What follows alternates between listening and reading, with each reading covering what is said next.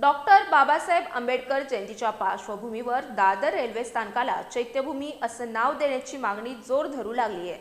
याच मागणीसाठी लोकजनशक्ती पार्टीच्या वतीनं कोल्हापुरात जिल्हाधिकारी कार्यालयासमोर ठिय्या आंदोलन करण्यात आलं। चिराग पासवान यांच्या नेतृत्वाखाली लोकजनशक्ती पार्टीकडून मुंबईतील दादर रेल्वे स्थानकाला डॉक्टर बाबासाहेब आंबेडकर चैत्यभूमी असं नाव देण्याची मागणी करण्यात येते।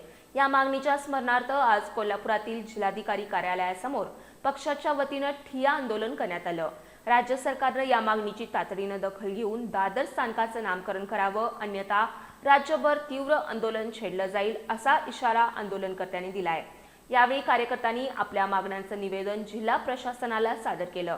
या आंदोलनात विनोद वाघोलीकर, रेश्मा गायकवाड, स्वप्नील तराळ, अर्जुन चौगुले, जालिंदर कांबळे, संजय ताडे यांच्यासह अनेक कार्यकर्ते सहभागी झाले होते।